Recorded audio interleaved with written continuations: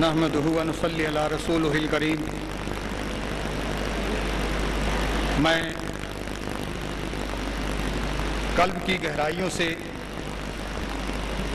हुजूर गाजी मिल्लत, शहंशाह खिताबत, मसदर लुत्फ़ इनायत, सरचश्मे रुश्द व हिदायत, सैयद शाह मोहम्मद हाशिम मियां अशरफी जिलानी दामत बरकातुहुमुल आलिया, शहजादे हुजूर मुहद्दिस आज़म हिंद अलैहि रहमा व रिदवान का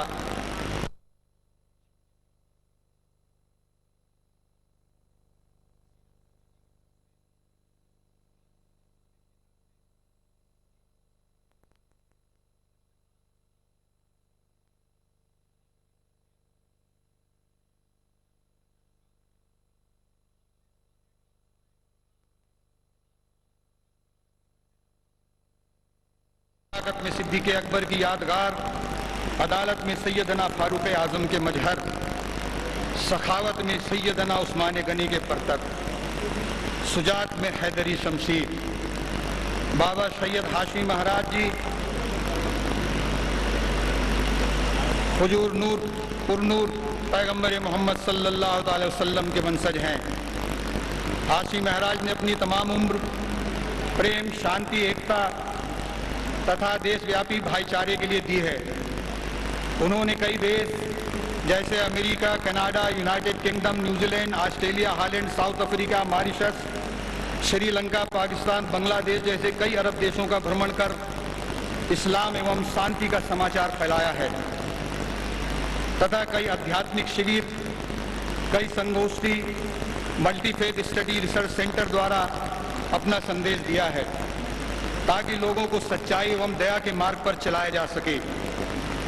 हजरत इंसानों को बराबरी, प्रेम तथा भाईचारे का पाठ पढ़ाते हैं। वे हमें प्रेरित करते हैं कि भाईचारे के रिश्ते मजबूत करें ताकि लोगों के मध्य सौहार्द का वातावरण बन सके। हुजूर गाजी मिल्लत के ताल्लुक से मैं सिर्फ इतना कह सकता हूं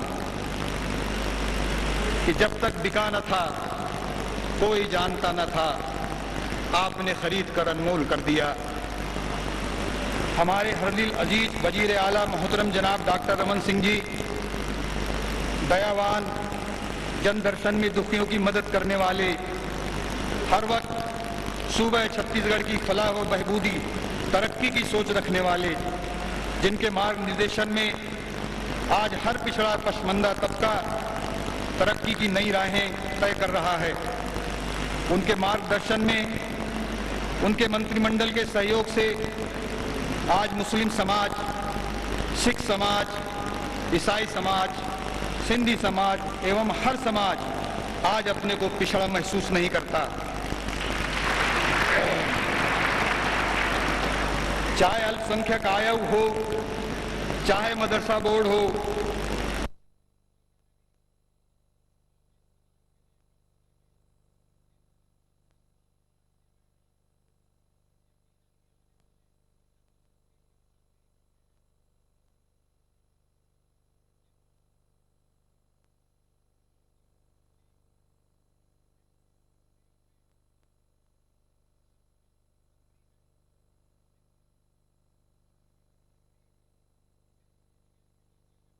मंत्री हैं, उसी तरह माननीय मुख्यमंत्री अल्पसंख्यकों के हितों को पूरा करने वाले सर्वश्रेष्ठ मुख्यमंत्री भी हैं।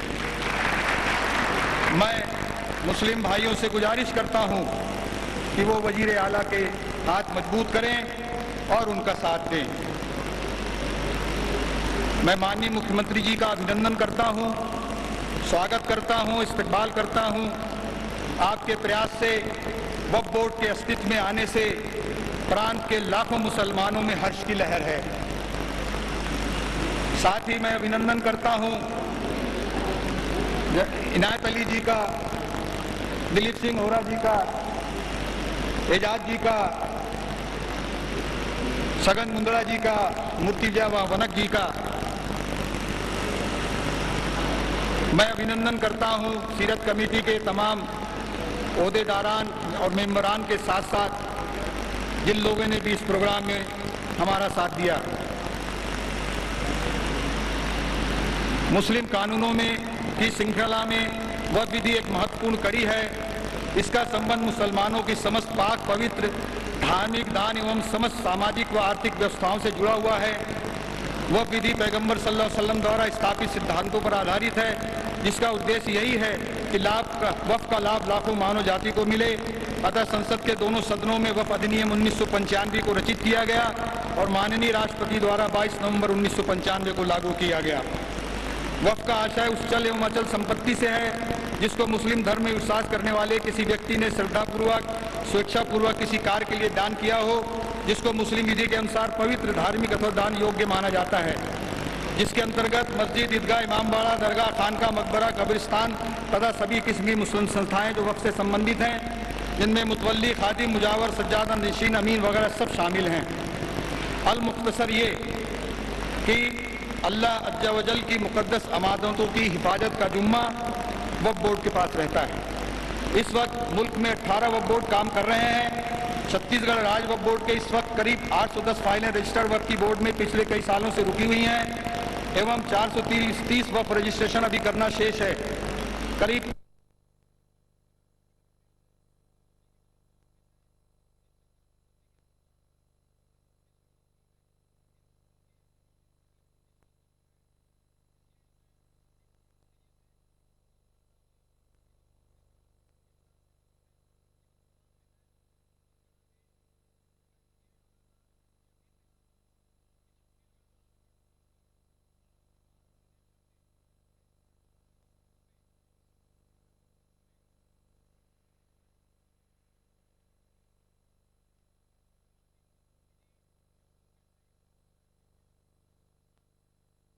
सीरत कमेटी के जानिब से अभिनंदन करता हूं। उन्होंने यहां उपस्थित होकर हम सब लोगों का मान बढ़ाया। मैं शुक्रगुजार हूं सीरत कमेटी के ओहदेदार सदर जनाब अलीम अमन साहब का, आयोजक डॉक्टर सलीम राज साहब का, इरफान गुड्डू का, पप्पी सेठी का व सीरत कमेटी के सभी ओहदेदारों और मेंबरान का, अतिथि एवं आमंत्रित अतिथियों का भी मैं अभिनंदन करता हूं, स्वागत करता हूं। बहुत बहुत शुक्रिया।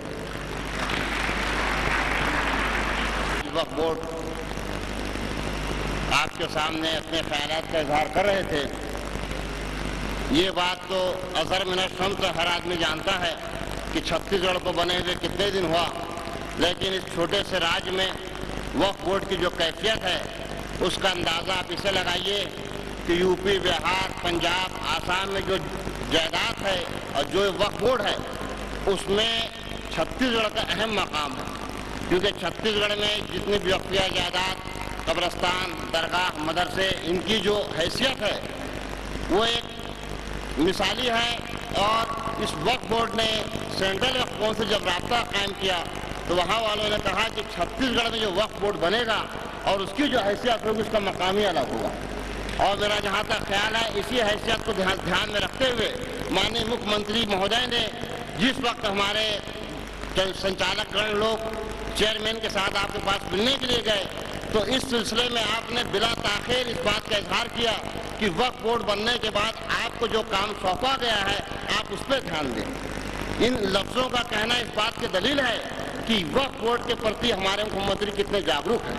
और मेरा जहाँ तक ख्याल है जब से वक्फ बोर्ड बना है 2 या 3 बार हमारी मुलाकात हो चुकी है चेयरमैन के साथ में मुख्यमंत्री साहब की, लेकिन मुख्यमंत्री महोदय ने कभी भी उसमें यह नहीं कहा कि आप कल आइए, कभी भी ये नहीं कहा कि 3 दिन बाद आइए। जब भी इन तक हमारी खबर पहुंची कि संचालकगण या चेयरमैन साहब मिलना चाहते हैं आपने फौरन टाइम दिया। अब इन हालात में हमें ये गौर करना है कि सीरतुन नबी कमेटी ने जहाँ जो सम्मेलन बुलाया है इस मौके पर हमारे बीच दुनिया सुन्नियत की अजीम शख्सियत हज़रत अल्लामा सैयद मोहम्मद हाशमी महाराज साहब तकरीर करेंगे। आप लोग इत्मीनान के साथ में सुने और उनके अल्फाजों को अपने दिलो दिमाग में उतारें। इस मौके पर मैं गुजारिश करूंगा स्टेज पर जो हजरात मौजूद हैं वो भी हजरत की तकरीर सुने। ये वो शख्सियत है जो पूरी दुनिया में रक्स करती है, इंग्लैंड से लेकर ऑस्ट्रेलिया तक के, कनाडा से लेकर जापान तक के कौन सी जगह जहाँ पे इनकी तकरीर नहीं हुई। और ये हमारी खुशनसीबी है कि आज का मौका इन्होंने हमें दिया, वरना इतनी मसरूफियत के बाद आप यहाँ पर आते ये मुमकिन नहीं था, लेकिन जब उन्हें पता चला कि मुख्यमंत्री महोदय यहाँ तशरीफ ला रहे हैं, वह कोर्ट का गठन हुआ है, उसका प्रांतीय सम्मेलन हो रहा है, तो हजरत ने फरमाया मैं कहीं भी रहूं लेकिन 4 तारीख रायपुर के लिए रिजर्व है। अब बिला ताखिर मैं हजरत से गुजारिश करूंगा कि हजरत अब अपने ख्यालात का इजहार फरमाएं। माइक सामने में रखूंगा।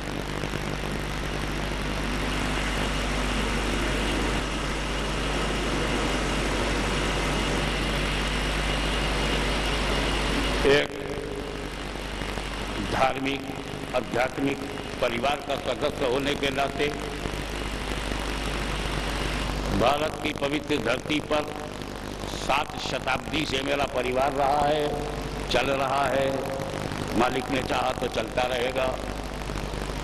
मेरे पूर्वज ने राजपाट छोड़ा है और भारत को अपना बनाया है, भारत ने उन्हें भी ऐसा अपनाया है कि फिर पलट कर जाने की कोई सोचता नहीं। उस परिवार के सदस्य के रूप में धर्म का एक स्पष्ट रूप आपके सामने रखूंगा। मजहब नहीं सिखाता आपस में बैर रखना। हिंदी है, हम वतन हैं, हिंदुस्तान हमारा।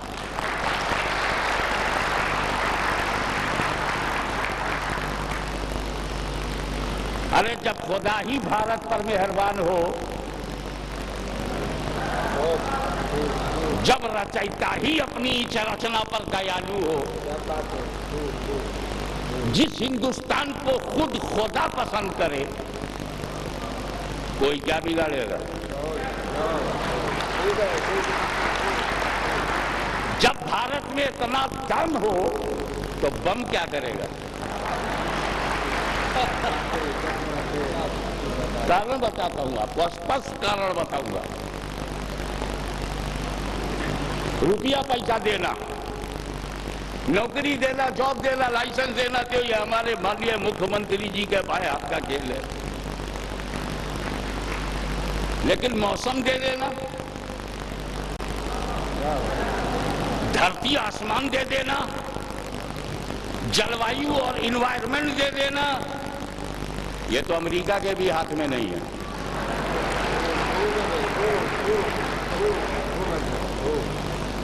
इसीलिए यूरोप को जब खुदा ने ठंडक दिया तो रेगिस्तान वहां नहीं मिलता। अरब को रेगिस्तान बना दिया तो बर्फिस्तान से गायब हो गया। अफ्रीका को जंगल दे दिया तो बराबर की जमीन से महरूम हो गया। तो खुदा ने सारे जलवायु को पूरी दुनिया में बांट के दिया। किसी को बर्फ दिया तो रेत नहीं, किसी को रेगिस्तान दिया तो बर्फ नहीं, किसी को जंगल दिया तो जमीन नहीं, किसी को पहाड़ी दिया तो दरिया नहीं। ये सारा जलवायु जो खुदा ने पूरी दुनिया में बांट बांट के दिया है, भारत को इकट्ठा करके दिया है।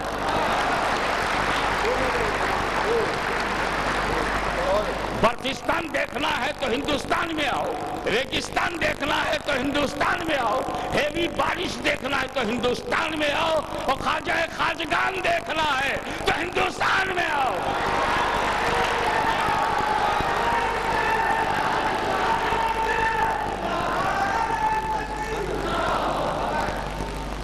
आदमी गलत होता है, देश नहीं।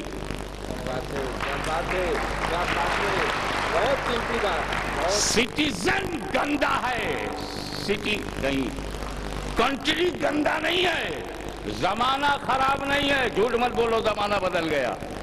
जमाना बदलता ही नहीं, आदमी बदल गया। उसकी मानसिकता बदल गई, उसकी दशा और दिशा बदल गई।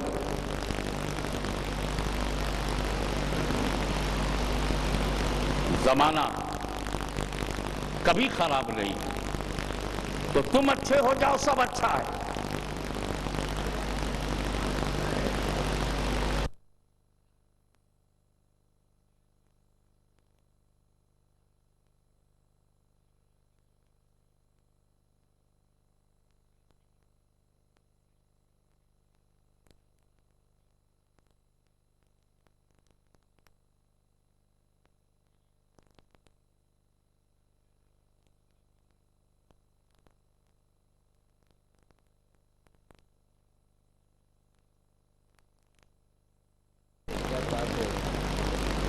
इस्लाम जो शांति पे आधारित है, ईसाई धर्म जो क्षमा पे आधारित है, ये क्षमा में, उदारवाद में और शांति में आतंकवाद कहां से आया?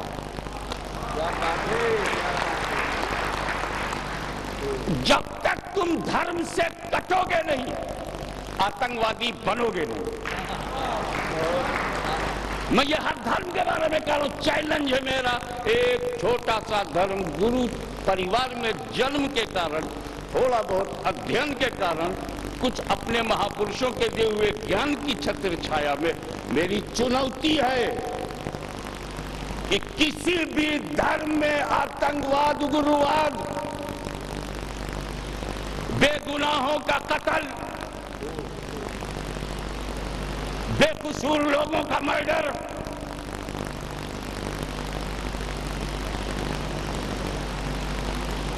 प्रशासन शासन का मर्डर हो या मानवजात का या एक नागरिक का, इसका धर्म से कोई लेना देना नहीं। धर्म के अंदर there is a no place of terrorism in any religion,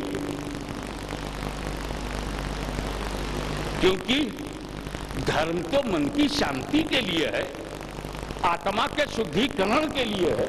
religion for the purification of thought, for the purification of mind and to establish the peace in the heart. तो जब शांति स्थापना के लिए धर्म होता है तो उसमें उग्रवाद कैसे आएगा?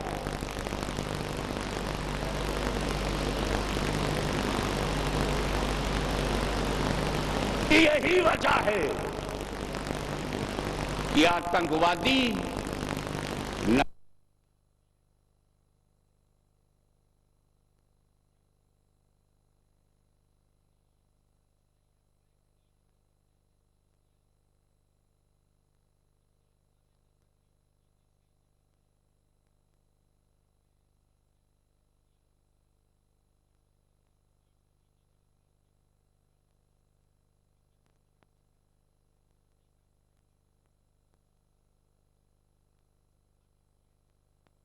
हाल एक मनुष्य की रचना है।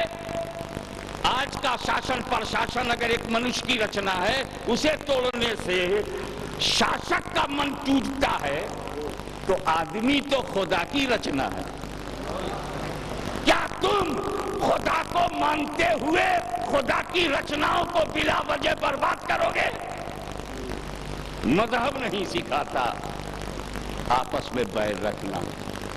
आपको आज यहां से, मैं जानता हूं कि हमारे मुख्यमंत्री जी और उनके साथ आए हुए मुख्य अतिथियों का समय बड़ा कीमती है, लेकिन इस कीमती समय में एक कीमती बात देना चाहता हूं उन्हीं के माध्यम से आप सब लोगों को। अत्याचार से बच जाओ, बस सब खैरियत है। जुल्म से बचाओ अपने को, बाकी सब खैरियत है। किसी पे जुल्म करो ही मत। मैं तो कहूंगा कि अपने ऊपर भी जुल्म न करो, अत्याचार किसी पे न करो। बस समझने की बात यह कि जुल्म कहते किसे हैं, अत्याचार कहते किसे हैं। हर चीज का एक निश्चित स्थान है। Everything has fix place, you must put that thing on that fix place. हर चीज की एक तय जगह है, उस चीज को उसी जगह रखना न्याय है और जगह को बदल देना अन्याय है। जिसको अरबी भाषा में यूं कहा गया है, वज़उ शै फी गैरे महल्ले ही, किसी वस्तु को ऐसी जगह रखना जो उसकी जगह ना हो, जुल्म है। तो वही रखो जहां उसकी जगह है। किसकी जगह कहां है कैसे पता चलेगा? आओ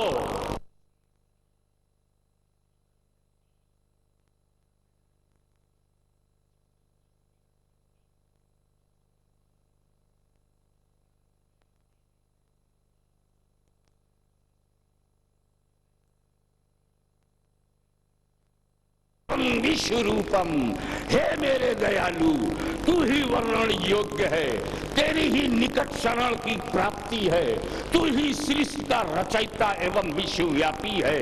तेरे समक्ष हम आत्मसमर्पण करते हैं और हर चीज का स्थान जानना चाहते हैं, तो उसी स्थान पे रखना न्याय है। एक बात बताइए, जूते की जगह कहाँ है? चप्पल की जगह पैर में है ना, तो पैर में पहनना ही शराफत है। अगर उसको जगह बदल के आपने सर पे रखा तो लोग मुतवल्ली साहब से कहेंगे मोहल्ले में पागल बढ़ गया है।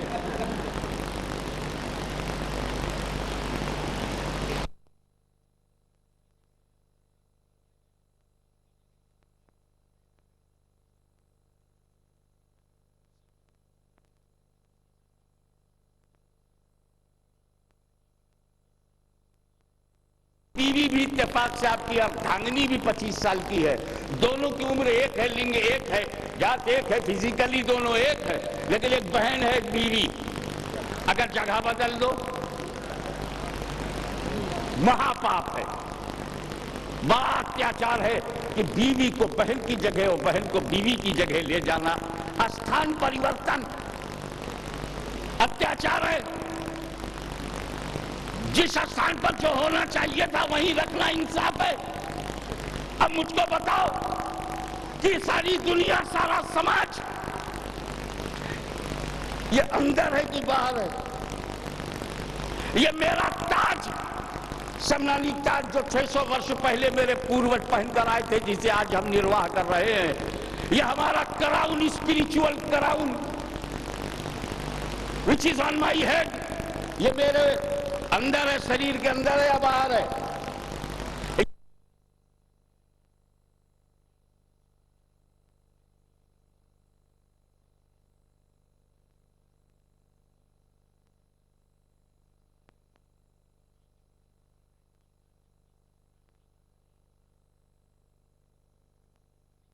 क्यों ले गए? इसे तुम हृदय में क्यों ले गए? जिसे अंदर रखना था उसे बाहर कर दिया, और जिसे बाहर रखना था उसे अंदर कर लिया। यही स्थान परिवर्तन है, उसी का नाम अत्याचार। देख उन दिलों को जिस दिल में उसे के सिवा कोई नहीं, उसी को किसी ने आदम सफीउल्लाह कहा, किसी ने इब्राहिम खलील।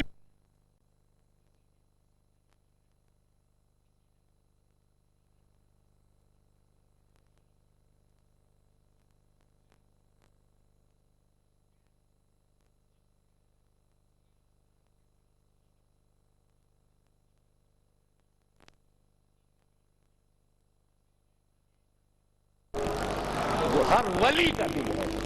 आज भी रायपुर की धरती पर ऐसे लोग आराम कर रहे हैं जिन्होंने बाहर रखा और जो हक था वो दिया। मैं माननीय मुख्यमंत्री का अपने आप, अपने मन से, अपनी समझ से इस बात पर स्वागत करता हूं कि इस छत्तीसगढ़ में मुस्लिम वक्फ बोर्ड बनाना, उसके उचित स्थान पर उसे रखना, अब तक जिस स्थान से वो वंचित था, अन्याय हो रहा था, न्याय को, जस्टिस का इम्प्लीमेंटेशन नहीं हो पा रहा था,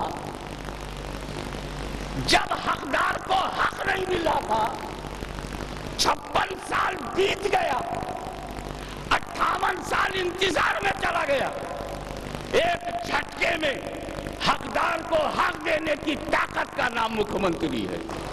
एक झटके में इस निर्भीक, न्यायपूर्ण, साहसी फैसले पर मैं अपने मठ की तरफ से, आध्यात्मिक आश्रम की तरफ से और किचौचा शरीफ की खानकाह की तरफ से, तमाम धर्म गुरुओं की तरफ से उनका स्वागत करता हूं।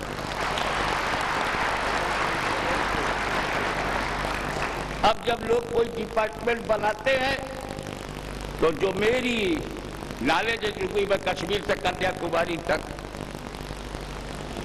सिलसिले शर्फिया में 1,50,00,000 तो अनुयायी हैं। 5 महाद्वीप में मैं जा चुका हूँ, Australia, Europe, Africa, America, Asia, और 30 मुल्कों में मैंने वीजा पाया है। लेकिन हिंदुस्तान तेरा जवाब नहीं।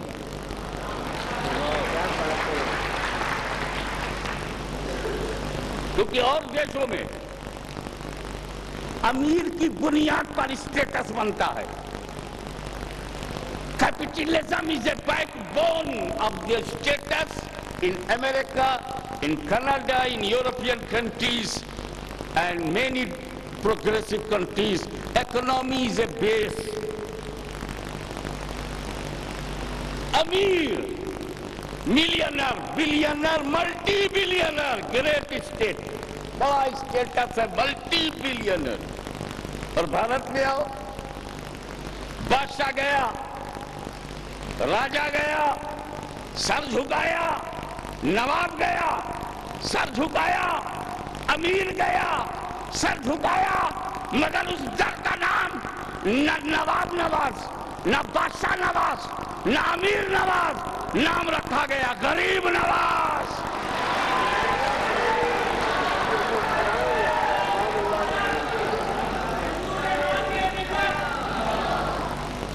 तो होता ये कि ये मेरा लॉयल है कि नहीं, ब्लाइंड फेथ रखता है मुझ पर कि नहीं। डिपार्टमेंट बना है, उसका हेड किसको बनाया जाए, और जरा हाजी निनाई का पता लगाना, वो राहत अली तुम पता लगाना, मोहब्बत अली तुम पता लगाना, आसिफ अली तुम पता लगाना, तो इसके बारे में रिपोर्ट देना। ये सब कुछ हुआ ही नहीं। अरे भाई, जब वक्फ बोर्ड है तो देखना चाहिए वक्फ बोर्ड में बगैर पोस्ट के कब्रिस्तान किसने बचाया, मस्जिद किसने बनवाई, मुस्लिम प्रॉपर्टी की हिफाजत किसने की। मैं ताज्जुब में पड़ गया। कोई साधु ने ये किया होता तो मैं समझता कि अंतर्गामी है। तब उसने मुतवल्ली साहब को चुन लिया, मोहम्मद सलीम अशरफी को। अंतर्गामी है, जानता है ये व्यक्तित्व फिट रहेगा, अंतर्गामी है। पर डॉक्टर रमन सिंह जी ने, इनकी सरकार ने, इनके जिम्मेदारों ने अचानक डिक्लेयर कर दिया कि मोहम्मद सलीम, हाजी मोहम्मद सलीम मुतवल्ली को, मुतवल्ली जो पहले से हो, तौलियत को जानता हो, वक्फ बोर्ड के प्रॉब्लम से पूरी तौर से वाकिफ हो, और जितनी लंबी दाढ़ी है उतनी ही लंबी ईमानदारी का रिकॉर्ड हो।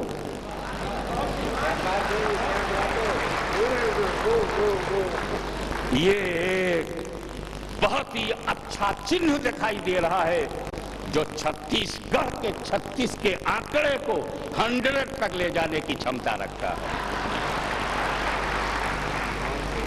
मैं मन की गहराई से दुआ करता हूं कि जनहित में, केवल जनहित में, केवल जन कल्याण के लिए, केवल जन की रक्षा और सुरक्षा के लिए उठाए गए कदमों की आवश्यकता और उस पर राजनीतिक इच्छा शक्ति हमारे मुख्यमंत्री जी को और मिले और मिले और मिले।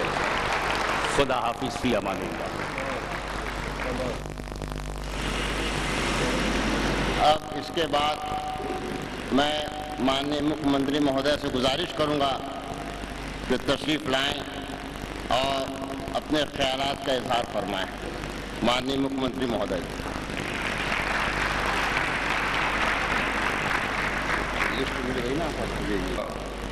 गौरव बढ़ा करते हुए हनीफ साहब ने मेरे सामने कोई मांग पत्र या दूसरा कोई पत्र नहीं दिया। उन्होंने अपनी बात और अपनी समस्याओं के बारे में गंभीरता से अपनी बात रखी, मगर आज हमारे अंतर्राष्ट्रीय धर्मगुरु जी की उपस्थिति में मुझे तो लगा कि मैं किसी आध्यात्मिक प्रवचन के बीच खो गया हूं।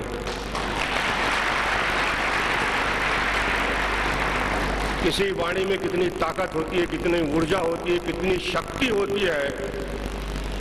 हम घंटों बोलते रहते हैं, मगर 10 मिनट 15 मिनट में देश के, दुनिया के, छत्तीसगढ़ के और रायपुर के सारे हालात को कितने कम शब्दों में, कितने शक्तिशाली तरीके से, कितने आकर्षक तरीके से प्रस्तुत किया। ये महान पुरुष और हमारे धर्म गुरुओं को ये ईश्वर से, अल्लाह से प्रदत्त ताकत है कि उन्होंने बहुत संक्षिप्त में और पंक्ति की शुरुआत ही की कि मजहब नहीं सिखाता आपस में बैर करना। ये जब हमारे धर्मगुरु अपनी बात करते हैं तो मुझे लगता है कि इनका क्षेत्र कभी कोई राज्य, कोई देश, कोई प्रदेश की सीमा नहीं होती और उस सीमा से बाहर हटकर मानवता के लिए, समाज के लिए जो कल्पना और धारणा बनती है। आज मुझे बहुत इस 20 मिनट के कार्यक्रम में मुझे कुछ दर्द हो रहा था हाथ में, पूछ रहे थे कि कितना दर्द है।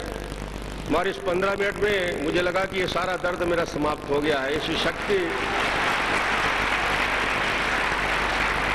कि बहुत ही प्रेरणादायक और हम जैसे लोगों के लिए जो इस राजनीति के क्षेत्र में काम कर रहे हैं, और छत्तीसगढ़ और रायपुर खास तौर से। मैं भी दिल्ली था 2 दिन पहले, प्रधानमंत्री जी के साथ NIC की बैठक थी जिसमें हिंदुस्तान के करीब 250 लोग, सारे मुख्यमंत्री, सारे मंत्री और सब समाज के प्रमुख लोग थे, राष्ट्रीय एकता के ऊपर, सांप्रदायिकता के ऊपर।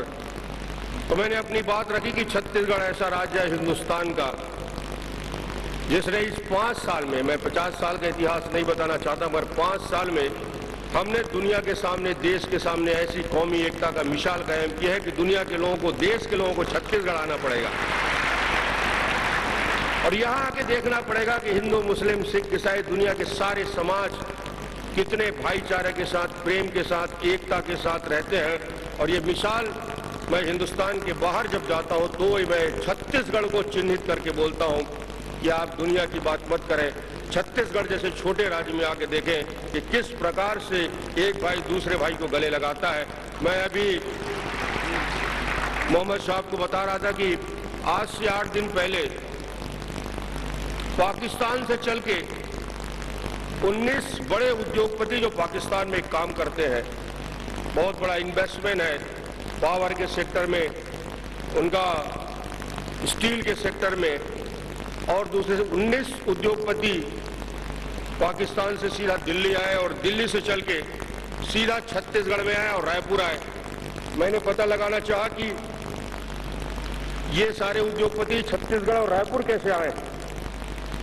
मुझे इस बात की खुशी हुई कि वो सारे बड़े उद्योगपति मेरे पास आए, हमारे उद्योगपति और अधिकारियों के साथ बैठे और उन्होंने कहा कि मैं छत्तीसगढ़ के साथ टेक्नोलॉजी ट्रांसफर, जो हमारी टेक्नोलॉजी है स्टील पे, स्पंज में और पावर में, टेक्नोलॉजी ट्रांसफर पे MOU करना चाहते हैं।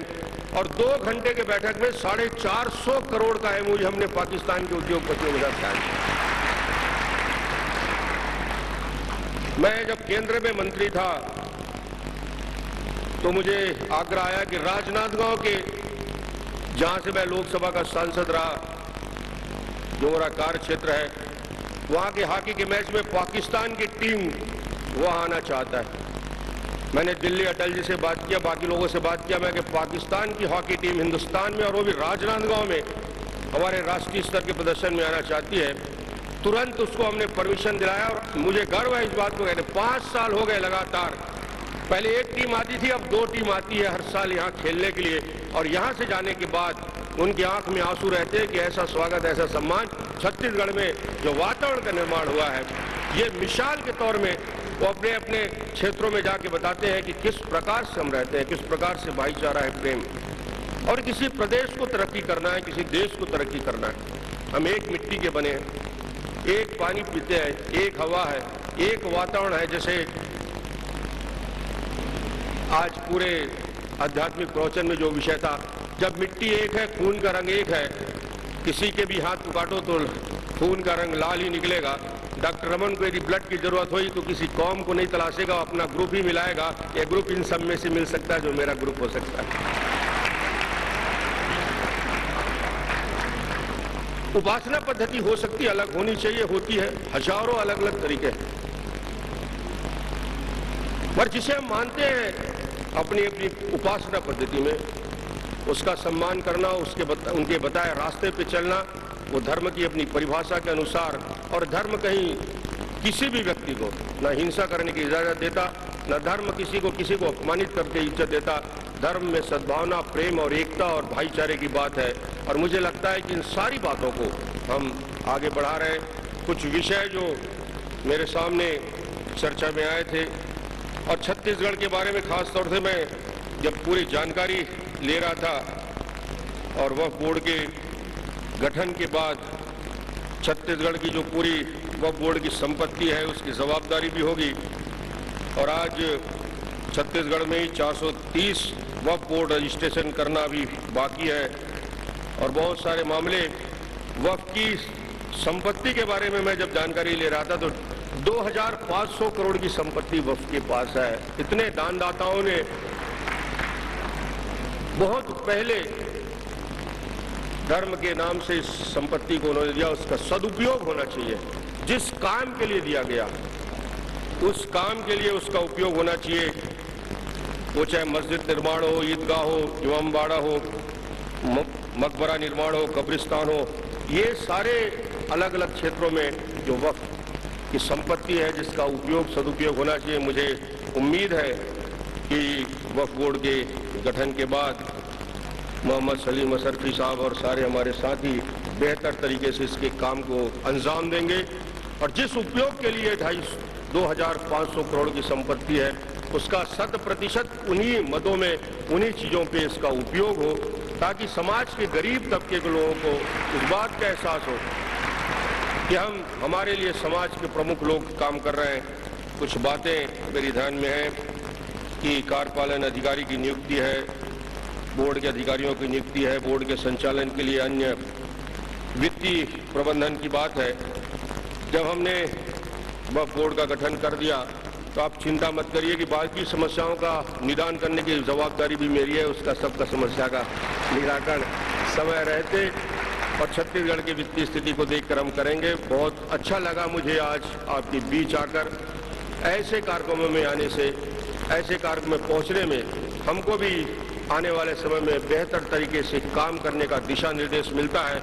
मैं एक बार फिर हजरत सैयद शाह मोहम्मद हाशमी महाराज असरफी जिलानी जी का छत्तीसगढ़ के 2 करोड़ जनता की ओर से स्वागत करते हुए अपनी बात समाप्त करता हूं।